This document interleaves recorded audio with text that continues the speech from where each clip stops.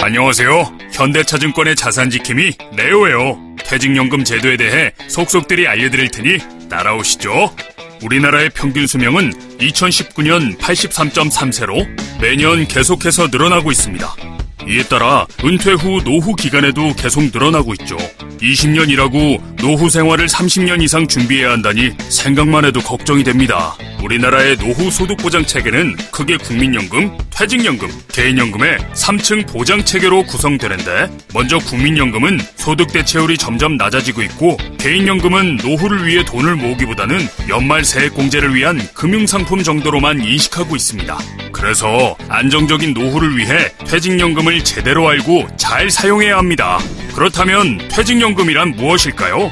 퇴직연금은 회사가 근로자의 노후 소득 보장과 생활 안정을 위해 근로자 재직기간 중 퇴직금을 외부의 금융기관에 적립하고, 이 돈을 회사 또는 근로자가 운영하여 근로자 퇴직 시 IRP라는 계좌를 통해 연금 또는 일시금으로 수령하는 제도입니다. 이때 운용 방법에 따라서 확정급여형 퇴직연금 제도인 DB 제도와 확정기여형 퇴직연금 제도인 DC 제도로 나누어지는데요. DB 제도는 적립된 퇴직금을 회사가 운영하고 운용으로 생긴 이익과 손실이 회사에 기속됩니다. 그래서 근로자는 운용 결과에 신경 쓸 필요 없이 사전에 확정된 퇴직급여만 수령하면 되죠. 이때 이 금액은 퇴사시 평균 임금의 근속연수를 곱한 값으로 결정이 되는데요.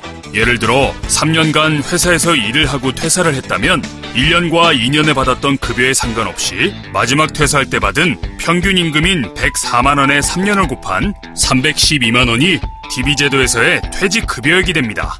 즉, DB제도에서의 퇴직급여액이 많으려면 퇴직 전 평균 임금이 높은 것과 근속연수가 긴 게 핵심입니다. 이와 반대로 DC제도는 적립된 퇴직금을 회사가 아닌 근로자가 운용하고 운용으로 생긴 이익과 손실이 근로자의 퇴직급여에 귀속이 됩니다. 그래서 근로자는 운용 결과에 따라 달라지는 퇴직급여를 수령하게 됩니다. 예를 들어 역시 3년간 근무를 했을 경우에 1년차 100만원, 2년차 102만원, 마지막 3년차 104만원을 더한 306만원의 운용수익을 더한 금액을 퇴직급여로 수령한다는 말입니다. 즉, DC제도에서는 퇴직급여를 많이 받으려면 운용이 중요합니다. 그렇다면 DB제도와 DC제도 중에 나에게 유리한 퇴직연금은 무엇일까요? 결론부터 말하면 두 제도는 따로 우열이 정해져 있는 것은 아닙니다. 근로자 개인이 처한 상황에 따라 달라지거든요. 다만 기본적으로 따져보아야 할 부분이 기업의 임금 상승률과 운용 수익률인데요. 일반적으로 임금 상승률이 운용 수익률보다 큰 경우에는 DB제도가 유리합니다. 호봉제를 택하고 있는 기업이나 승진에 따른 임금 인상률이 높은 하위직급 근로자가 여기에 해당이 됩니다. 반대로 임금 상승률보다 운용 수익률이 큰 경우에는 DC제도가 유리합니다. 승진이 한계에 다다른 고위직급 근로자나 임금 인상률이 낮은 근로자가 여기에 해당이 될 수 있습니다. 결국 퇴직급여를 많이 받기 위한 좋은 방법은 직급이 낮은 입사 초기에는 DB제도를 선택하고, 임금 인상률이 높지 않게 되거나 임금 피크제가 도입되는 상황이 오면 DC제도로 전환하는 겁니다. 제도가 이해되었다면 진짜 중요한 이야기를 해볼까요?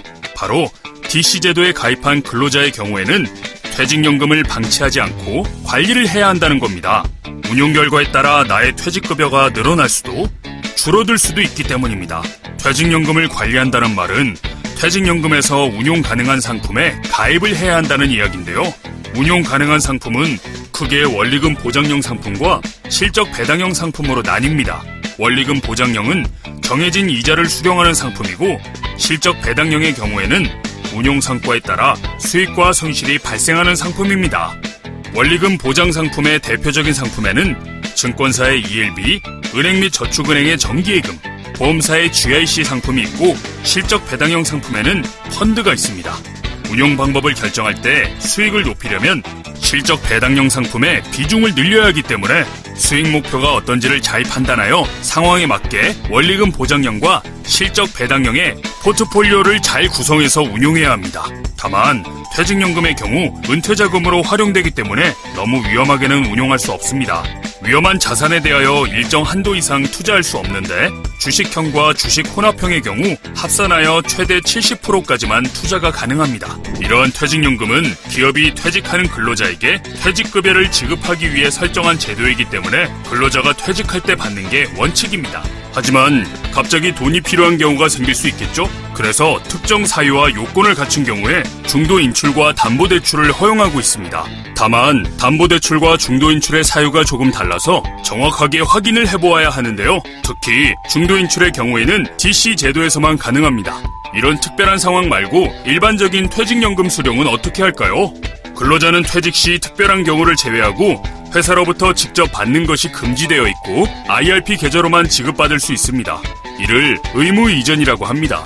IRP 계좌로 이전된 퇴직급여는 일시금이나 55세 이후에 연금으로 받을 수 있는데요. 일시금으로 받을 경우에는 일시금 수령 전까지 퇴직소득세 납부를 연기하다가 수령 시에 세금을 내게 됩니다. 연금으로 받을 경우에는 연금 수령 전까지 원리금 보장형 또는 실적 배당형 상품으로 잘 운용하다가 55세 이후 연금으로 수령할 때 일시금 수령 대비 30%의 퇴직소득세만 덜 내면 됩니다. 즉, 일시금으로 받는 것보다 연금으로 받는 게 세금을 덜 내는 장점이 있습니다.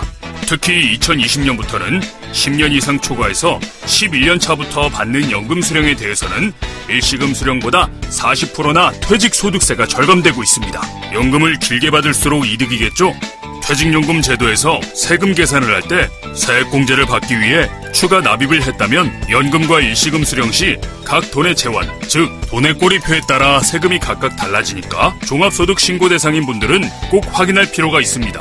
IRP 계좌의 경우에는 퇴직급여를 수령해 운용할 수 있는 계좌 기능만 설명을 했는데 그 밖에도 여윳돈을 추가로 적립해서 은퇴자금 마련과 세액공제 혜택을 받을 수 있는 기능도 있습니다.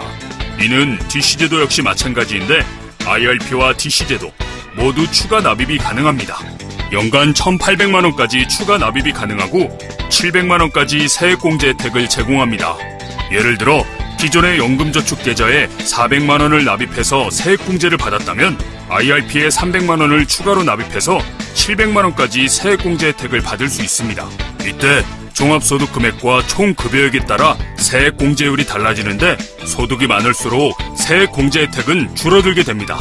2020년 1월 1일부터는 ISA에서 만기가 된 돈을 이전하거나 50세 이상이라면 세액공제 혜택도 늘어나게 되었습니다. 조금 더 세액공제를 챙겨야 한다면 항목별로 꼼꼼하게 알아둘 필요가 있습니다. 이제 DB제도와 DC제도가 이해가 되셨나요? 그리고 운용 방법과 상품에 대해서도 알게 되었나요? 퇴직연금에 대해 관심을 가질수록 내 IRP 계좌에 퇴직급여가 입금되는 그날이 기대가 될 수 있습니다. 이를 위해 현대차증권이 항상 도와드리겠습니다. 현대차증권